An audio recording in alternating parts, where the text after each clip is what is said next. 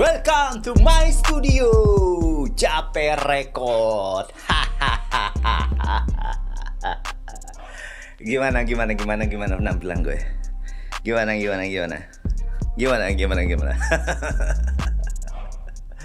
Halo sahabat Bekasipedia ya. Ini adalah perdana program gue ya.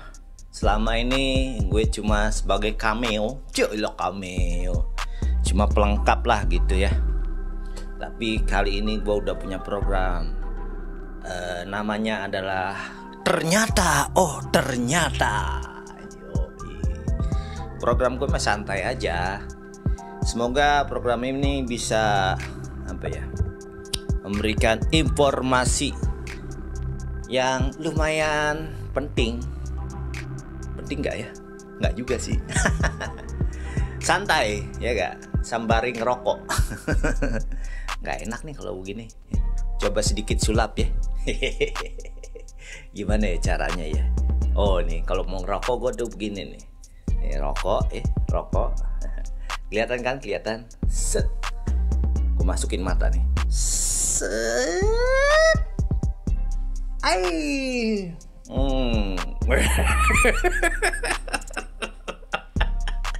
Aduh, amatiran. Maklum lah. Namanya juga iseng-iseng, ya gak? Siapa tahu ada yang nonton. Kalau ada yang nonton, terus banyak dapat AdSense. Tak lah. Ya. Ini adalah studio mini Jape Record di bawah naungan Bekasipedia TV. Nah, ini punya gua nih. Sah, ini punya gua pribadi. Jadi nggak ada orang yang utak-utik lagi ya gak? Yang kadang-kadang kalau numpang di sono kan, numpang tempat orang kan terlalu banyak ya segerintil-gerintil omongan gak enak gitu loh. Apalagi numpang di tempat salah satu organisasi. Ntar malah disomasi lagi kalau ngebahas itu. Ya, mendingan tempatnya kecil, sederhana, walaupun belum jadi semua nih. Dibikin ini peredam suara belum semuanya, tapi setidaknya ini adalah punya gua sendiri, Jape Record ya, studio. Nah, ngomong-ngomong tentang studio. Ini studio buat apa sih? Ini studio buat macam-macam. Buat podcast iya, buat rekaman take vokal iya juga, rekaman musik iya juga. Nah, rekaman musik, sahabat Bekasipedia, tahu gak sih loh bahwa studio termahal di dunia ini ada di mana? Wah, asli pada banyak yang belum tahu ya. Nah, nyalain dulu. Ternyata setelah Jape ulik-ulik ya, Jape keliling dunia, bukan keliling Bekasi doang. Ke warnet lah. Warnet masih ada kagak warnet ya?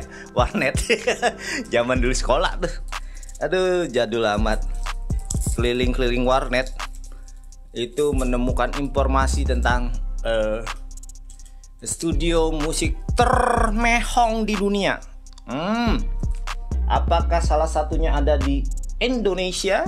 Ini informasinya sangat penting dan paling penting didengerin. Oke. 6 studio musik termehong di dunia.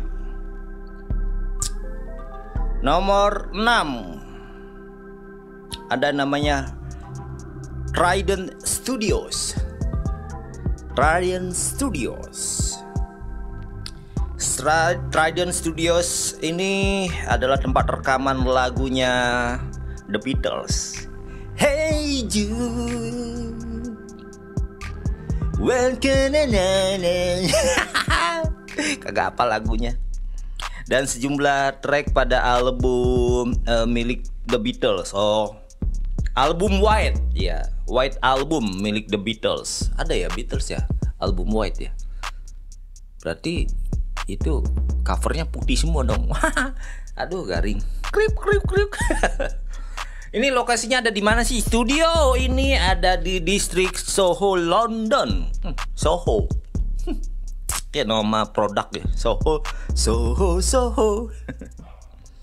Di London, Inggris. Dikenal sebagai studio pertama di dunia yang membuat dan menggunakan teknologi rekaman 16 track. Wih. Jadi ini studio pertama, guys. Studio pertama yang menggunakan rekaman tuh 16 track, karena sebelumnya itu nggak nyampe 16 gitu. Dia cuma berapa gitu ya.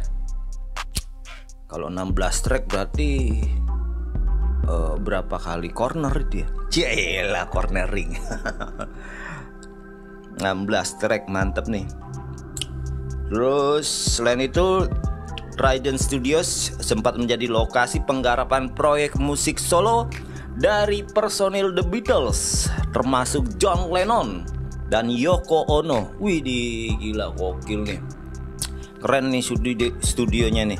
Karena kita tahu The Beatles itu kan bintangnya tuh pada eranya. Ya, bayarnya mehong. Dan untuk rekaman di studio ini siapkan kocek 16 juta dolar Amerika Serikat. Waduh, 16 juta satu lagu. Mehong. Gila, bener bos. Oh, hitungannya untuk saat ini karena udah pernah dipakai sama legendaris gitu, The Beatles. Jadi wajarlah mahal ya. Berikutnya urutan kelima ada The Rolling Stone Mobile Studio. Wih, mobile cuy. Berarti bisa kemana-mana ya. Hinggap kemana-mana. Hinggap. Usai merasa telah dengan batasan aturan jam operasional studio, Mick Jagger CS, oh ini yang punya Mick Jagger CS ternyata, menggunakan rumahnya di wilayah Hampshire, Inggris sebagai studio rekaman. Bener gak ejaannya ya? Hampshire, Hampire tulisannya. Akan tetapi ada beberapa peralatan di ruang kontrol yang harus dipindahkan. Jadi mobile dia, mau kemana aja ayo gitu. Ini kayak Jape yang lakuin ini. Jape kalau rekaman musik itu bisa di mana aja. Terus podcast juga bisa outdoor, indoor, di mana aja. Hampir sama. Berarti dia ngikutin gua atau gua ngikutin dia.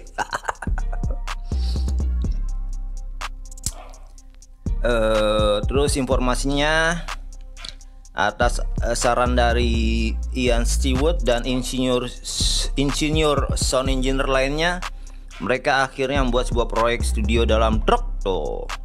Tadinya kan di rumah nih ya, Rolling Stone nih studionya di rumahnya si Mick Jagger nih.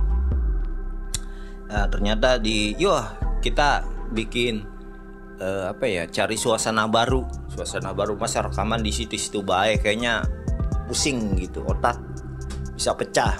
Yang kita tahu musisi itu kan harus mengeksplor semua kemampuannya.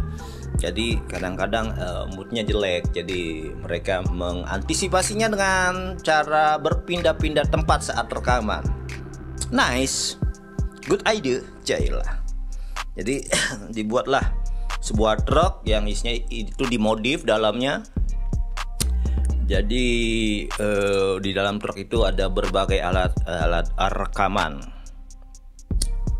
Nah, oleh karena itu disebutlah namanya The Rolling Stone Mobile Studio.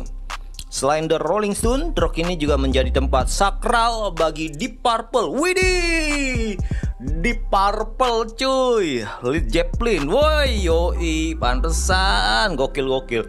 Bob Marley dan jumlah musisi populer lainnya. Goks. Dan untuk rekaman di studio ini siapkan kocek 17.500.000 dolar. Buset dah, lebih mehong. Gokil. Ya, itu studio termahal di dunia nomor berapa tadi itu? Nomor 5 ya. Nomor 5. Kita lanjut ke studio termahal di dunia nomor 4. Ada apa? Studio yang berlokasi di daerah Monmouthshire. Aduh, bahasanya repot deh. Monmouthshire, Wales. Ini menjadi lokasi rekaman lagu hits milik band legendaris Queen. Oh, masih daerah Inggris. Bohemian Rhapsody. Queen gitu aja lah ya, sang vokalisnya tuh. Selain itu Rockville Studio. Benar ya, Rockville ya. Nama studionya itu adalah Rockville. Selain itu Rockville Studio menjadi tempat rekaman bagi Stone Roses. Stone Roses ada ya? Oh ada, jadul banget gitu. ada. Terus Manic Street Purchase. Aduh, kurang familiar lidah gua. Ada Coldplay pada periode 90-an. Oh, dipakai juga rekaman sama Coldplay. Gokil loh, tahun 90-an tuh. Ternyata udah mehong nih. Ntar aja gua kasih tahu ya. Pada era 70-an, Motorhead merekam karya pertamanya di studio itu. Wede, lalu diikuti oleh Black Sabbath. Zaman-zaman itu zaman-zaman rock ya. Dan karya-karyanya luar biasa gitu. Untuk rekaman di studio ini sediakan kocek. Waduh, benar-benar gila nih. $18.250.000. Buset dah. Ini satu lagu doang. Gokil. Bukan satu album, satu lagu doang. Oke. Studio ketiga termahal di dunia berikutnya adalah Dodge Studio One. Dodge Studio One ini didirikan oleh produser rekaman bernama Clement Coxon. Dodge pada tahun 1963 Dodge Studio One ini mulai berdiri pada tahun 1963 di Jamaika. Macarena, bukan ya? Jamaika berarti Reginaldi. Wah, itu Rinaldi. Meski bukan menjadi lokasi Bob Marley lokasinya Bob Marley dalam merekam karyanya, namun Dodge Studio One menjadi tempat paling penting bagi musisi Jamaika. Bob Marley tadi rekamannya di mana? Coba scroll lagi bawah. Bob Marley di studionya The Rolling Stone Mobile Studio. Kenapa ya Bob Marley nggak ke ini ya? Padahal ini kan adanya di Jamaika ya. Mungkin Bob Marley sudah punya kedekatan tersendiri sama Rolling Stone kali ya. Ya bisa jadi. Terus di sana para musisi Jamaika mengembangkan musik khas dari negaranya. Oh, mungkin studio ini lebih ke aliran musik-musik Jamaika doang. Sedangkan Bob Marley kan pengen yang nimbrung sama orang-orang musisi lain. Ya sotoy aja gitu gua. Untuk rekaman di studio ini gila 19.852.025 rupiah dolar, gila. Gokil. Oke, lanjut ya, ini studio termahal ke berapa tadi? Kedua ya. Ini dia, siapa yang tidak kenal dengan Columbia Studio. Columbia ya. Columbia berdiri sejak tahun 1890-an di Washington DC, Amerika Serikat. Amerika sama yang lainnya. Aduh, garing. Semula Columbia aduh, minum. Belum ada sponsor nih, harusnya ada sponsor nih. Columbia Studio ini semula menjadi tempat penjualan pornografi. Porno. Pornograf dan silinder musik. Namun seiring berkembangnya zaman, Columbia menjadi studio rekaman musisi-musisi terbesar seantero dunia. Seantero dunia. Seperti Bob Dylan, John Cage, dan ACDC. Mere ACDC. Bukan ya? Gokil ini studionya.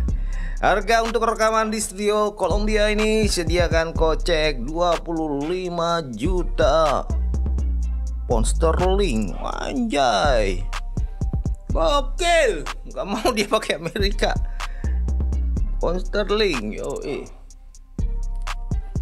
bukan dolar.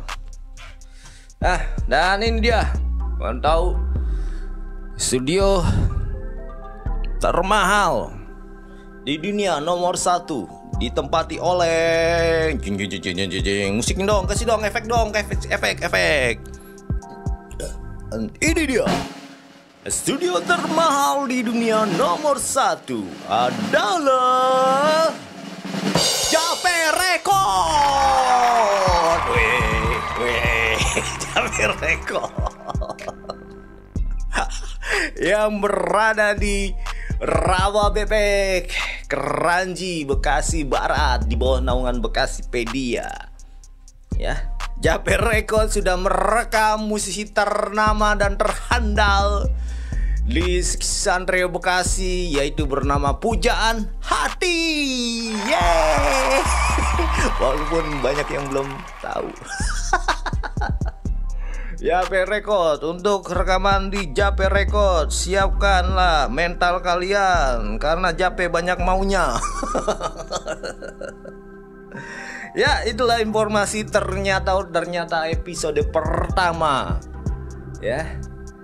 Ada apa lagi informasi-informasi di ternyata, makanya pantengin terus Bekasipedia TV dalam program Ternyata bersama saya Jape Jawara PA. Oke, dadah, bye bye.